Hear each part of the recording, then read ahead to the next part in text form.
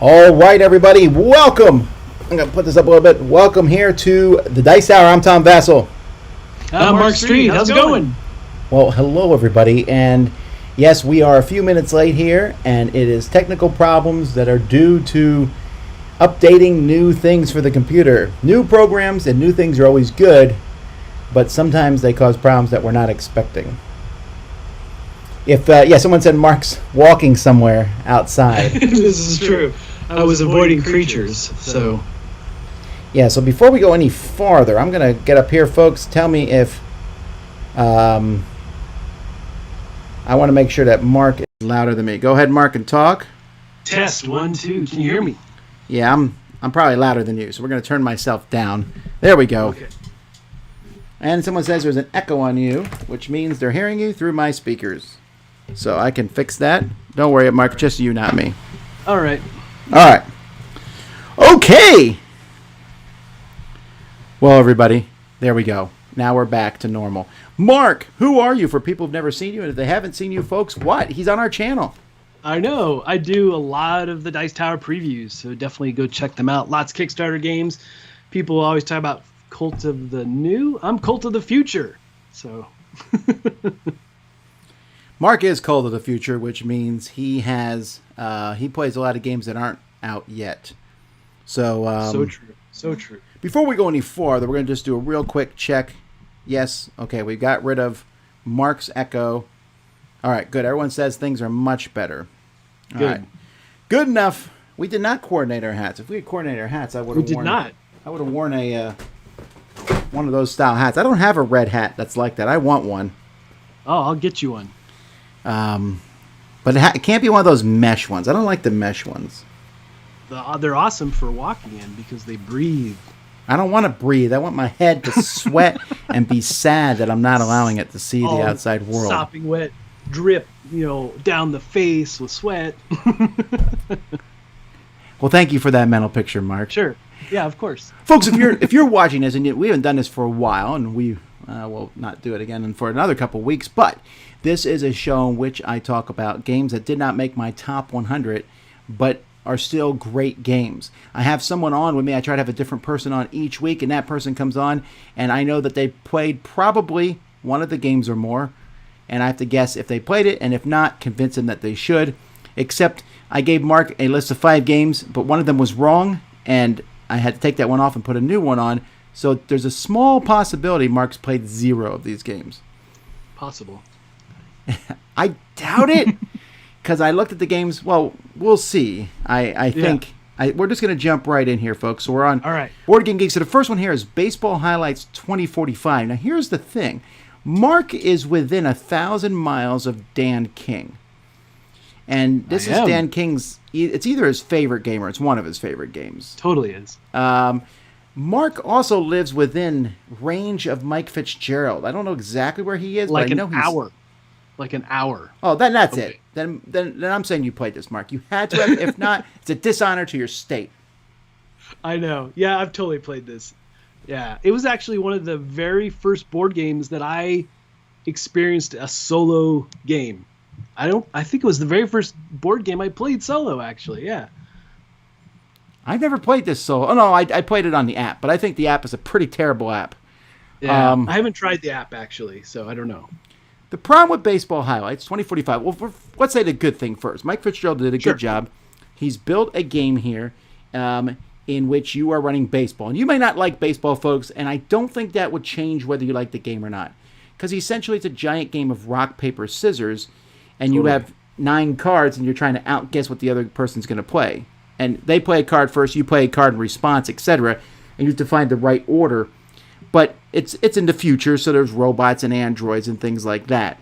And then between mini games of this, you play like a little game of it, you then get to add a few players to your team. And that's the fun part, because you'll get people who do different special cool things.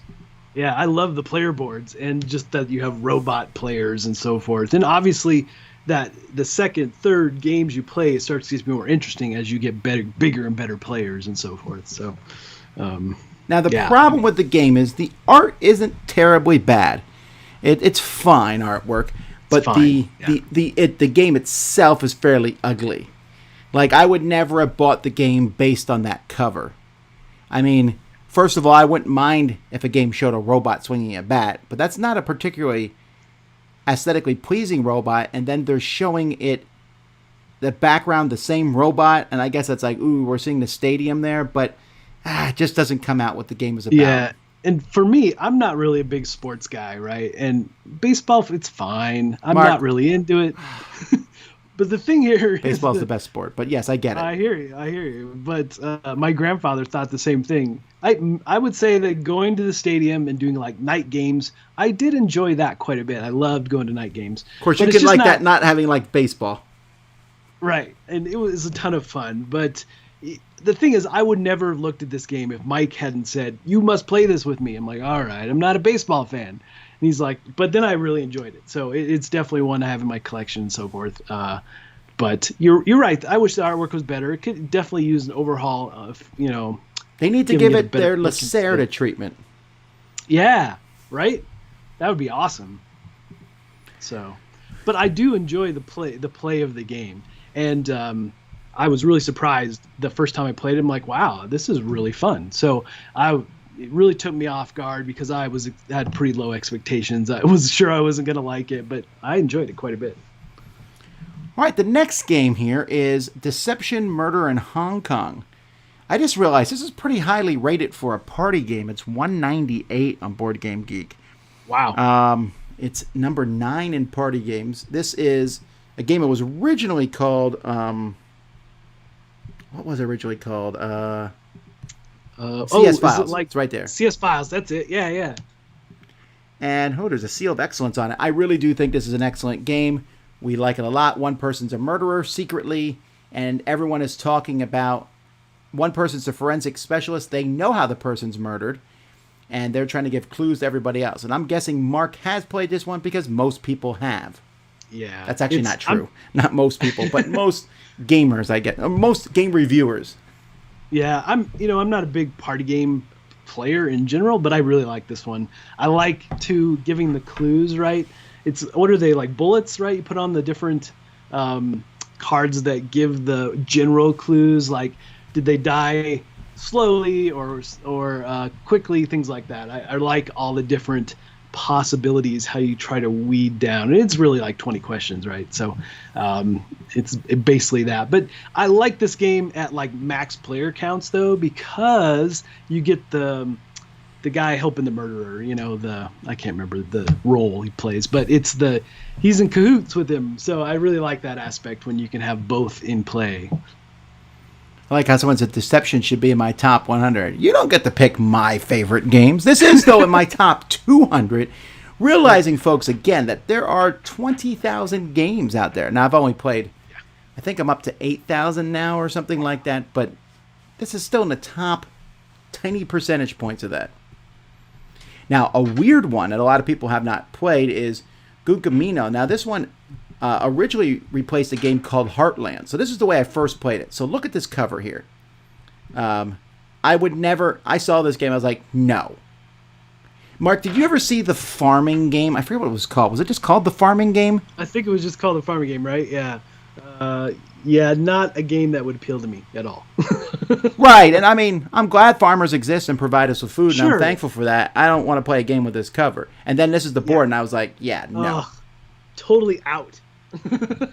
But I then played it anyway, and it's really good. Mark, I'm going to assume you haven't played this one. Oh, I have. I should have guessed that from the way you were talking about it. Yeah, the thing is that I like in this new version of it, right, that you have all the tiles, and then what is it? I can't remember the token that you put out that just gives you so much more points. Well, what you're doing is you're putting this pagoda out, and then you're trying to make your area bigger, and other people are trying to make it smaller. And you're placing tiles out in such a way as to be a jerk. It's a really jerky game, and I like it a lot. And I love how quickly you can ramp the points, though, and how puzzly it becomes. I really like that aspect. And then isn't there a bit of a race on the left side that you're moving up the track? Right. And you get more tiles once you reach the top or whatever. And then the tiles can stack too, right? I mean, they can. It has a 3D look to it. Now, the one negative I have about it is I'm not convinced that this theme makes any sense. Not that the farming theme made a huge amount of sense, but this one, the board looks a little busy, and I don't think anyone walks by this and goes, I want to play it. No, I agree. Fully. But it is a really good game. But you have to go into it knowing you're probably going to get annoyed at someone else at the table. Yeah, I was very surprised because I was like, I don't know. And I got talked into sitting down and playing it, and then I loved it. I had a great time. It just, like you said, walking by the table, I was like, pass. Not really something that jumped off to get me to play, because I'm a very visual gamer. I like theme. I like dripping with this. The theme in this is very loose, very light. All right. Well, now jumping over to Wallenstein, 2nd edition I have here. There was also Shogun. You could put Shogun in here. They're essentially the same game with different maps. Now, Mark, I know you've heard of this one, but have you played it? Let me think here. It's a bigger, grandiose game. It came out...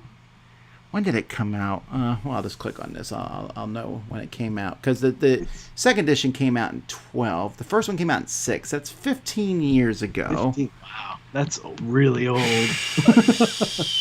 No, that's Shogun that came out 15 years ago. Wallenstein came out 19 years ago. Wow. I'm going to say you have not played this. I have not played it. Yes. All right. Well, not yes, but I'm glad you haven't played it. Yeah, this does not draw me in any way, this game. No way. Convince me why I should play it. Okay, well, you like the Cube Tower. You recently... I know you played a game with a Cube Tower from AEG. That was called... Yes. What is the name of that? Anyhow. Yeah, I know what you're talking about. And there's been... I'm wondering if you played any of the Cube Tower games, because then there's Amerigo, which I bet you have not played. No, I haven't played that either. Nope. Yeah, so this tower here catches units in it, and the units will fall out, and that's how you determine battles. And they might get stuck inside the tower, and so they might not fall out, but they might fall out in a future battle. But that's one thing I like the game about. I like that Cube Tower, but I like this board here. Now, this looks like a typical Risk-style board. Ugh. Yeah, but the game itself, so each territory that you control, you have a card for, and then you decide what you're going to do. You can tax that territory. You can build a building in that territory to get points at the end of the game. You can move from that territory. At most, there's 2 battles per player per turn. At most. And there's only, I think, 4 turns in the game. 4 rounds. Okay. I really like that. It's not a war game. It's definitely a Euro game with a bit of fighting. And you were talking about the artwork in baseball highlights, but the artwork here is even worse. Look, I'm not bad. defending that. You're right. This is hideosity. It was a new word I just made up. But sometimes the game is so fun I don't care. This looks like a big, heavy Euro game, and it's big, but it's not heavy. It's not heavy. It's really fun. Edge of Darkness, by the way, is the game we were thinking of. Edge of Darkness, that's it, yeah. I don't know, man. I would walk by the table this game and go, no way. I'm out. Yeah, but I would pull you down and be like, you have to. It's for a Kickstarter preview, which is not true. Not true at all. They did make an upgrade Kickstarter for this. Queen did. Oh, yeah? I still haven't got it yet. I don't even know when it's supposed to come out yet, but that was wow. What was the upgrade? Improved graphics? What was it? They're like 3D buildings they're going to put on. Yeah, it's just a new game. Okay. All right, let's go to the 5th game. Now, the 5th game was the one that Mark didn't know about ahead of time, and this game is Barenpark, which, by the way, I almost put on my list of bad game names. Not this one, but the expansion for Barenpark was Barenpark Bad News Bears. So it's like German name, English subtitle, that also has something to do with a movie about baseball that doesn't have anything to do with bear parks. Anyhow, I digress. I think you might have played this one, Mark. Yeah, I have. I'm a big fan of, puzzly games and polyominoes. I like those in games. A lot of neat things you can do with that type of. And in this one, you're building out the bear park. You're trying to make the best and cover up different spots and so forth. I really like, again, the puzzly nature of it. Yeah, there's a lot. I've done my top polyomino games before. Barenpark is definitely on there. There's just something about it that's really fun. Oh, and it's beautiful. The game is absolutely beautiful as well. I love the look of it. Now, they just came out with a game that's in this same genre from the same designer called Llama Land. Oh, yeah, I saw it, but I haven't played. Yeah. It's very good. I don't think it's as good as Barenpark, but I wonder if the game is better, but I just can't get past the fact that I like having a bear park. I think that's cool. I think it's way cool. Yeah, I'm totally in. I wish he had done like a sequel to this, almost like, Lion Park or Big Cat Park, or because I like the theme that much. I like zoos and nature preserves and things like that. Me too. I like little civ games like that in general. Like there's one for dinosaurs. I love playing that kind of stuff. So, and the thing about this, and I know I talked about the artwork already, but I love just the richness of the colors, and it really has that tactile experience that I love in gaming. So. Alrighty, well that is that. That's their 5 games, and Mark has played 4 of them. So that's pretty good. Mark, if people want to see more of you on the internet, where should they go? Oh, you can see me on Twitter. It's under Board Game Corner. You can find me over there. On Instagram, it's BG Corner. I post on both regularly and on Facebook. And obviously, 98.6% of my videos can all be found on the Dice Tower. That's true. So, you can see him both on his previews, and also he shows up on our weekly crowd surfing show. Yes. Except yesterday, he didn't come by to visit us. Or no, not. That was last week. That was last week. Had nothing new to talk about, but I have a couple things this week, and who knows what will be behind me. Man, the forests here are so dangerous. So many creatures. You just never know. I think you're cycling at this point. I think. I just barely escape every time. Yeah, but you should you don't even look back at them. I would like to say this was my original idea. not for monsters, but I wanted to have a creepy guy hanging out in the background, which Mark did once. You have to find that video. I did that once. It's hard because I film when most people are at their day job, right? So I'm out and about and filming. But yeah, I would love to I actually was considering getting a bunch of folks to dress up like zombies and have a horde coming towards me. That'd be a lot of work, but totally worth it. I know, it would be totally worth it. I would love it. Alrighty, folks. Well, we're going to get cranking here because in just 36 minutes, Shoots and Marbles, the new season begins. You're going to want to come here for marble racing at 3 o'clock. You've never seen anything like it, unless, of course, you've watched it before. The bugs are back. What does that mean? Come see us at 3 o'clock. But until then, I'm Tom Vasel. I'm Mark Streed. Thanks for watching 5 more great games. See ya.